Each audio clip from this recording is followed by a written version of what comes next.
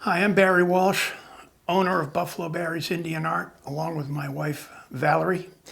And my daughter, Anna Walsh, a videographer, is shooting this video.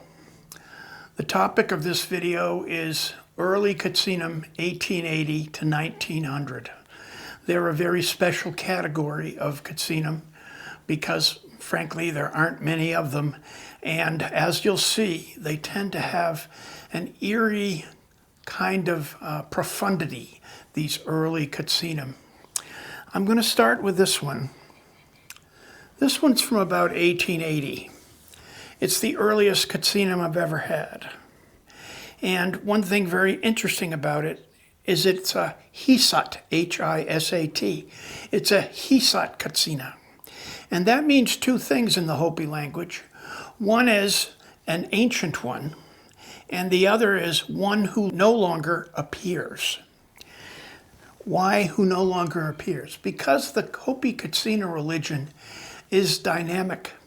Some Katsinam go out of use and fade into history, and other Katsinam emerge and become part of the current pantheon. And one example of that is this Huhuwa Katsina by Wilbert Talashima. It's from the 1990s, so the only reason it's included in this talk is to make a point. And if you look at his legs, they're crossed. This Katsina is derived from a man who lived in Masongnavi, one of the second Mesa villages, decades ago. And he was crippled and walked with his legs crossed in a very halting way.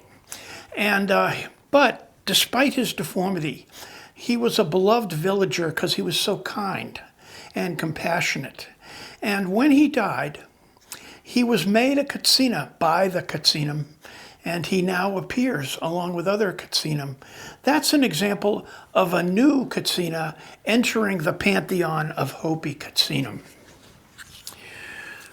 So 1880, the earliest one I have, and here is another really interesting example. It's a Salico Katsina from about 1890, but there's something very distinctive about it.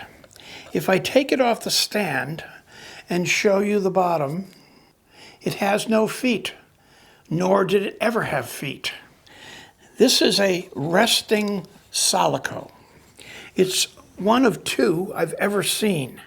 The other is in a museum. Why resting? Because when the Salico Katsinam appear, they're 10 to 12 feet tall. And they are very complex, large individuals. And as they walk through their long processions, they get tired, and at times they have to rest. And they stoop down a bit, and their feet are no longer visible. That's why this is a resting Katsina. He is resting, and his feet are not visible. From about 1900. Look at the antiquity on the paints. And by the way, this photograph right here is of a Zuni Salico dance. And you'll see that all the Salicos have about the same height, except for this one right here. And that's because this one is resting also, like that. Here's a Katsina from 1900. It's a honan, or badger. See the badger paws on its cheeks? It's got rather impressive teeth, as a badger should.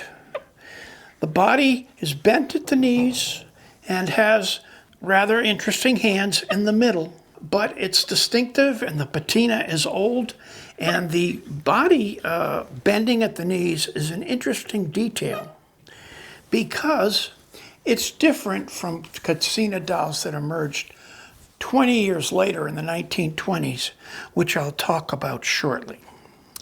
This is one of the most beautiful Katsinam I've ever owned.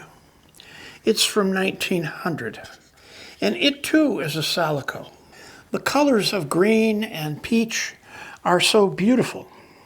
And notice this unusual diagonal crossed lines here. Those represent the eagle feathers of the Hopi Katsinam. And it's just a marvelous example, and quite large as well. Notice as I show these the special antiquity and eerie agedness which they have. There's something about the old ones that have a special eerie power and charisma. I have one more to show you. This one is from about 1920. It's different from these others. See these arms here?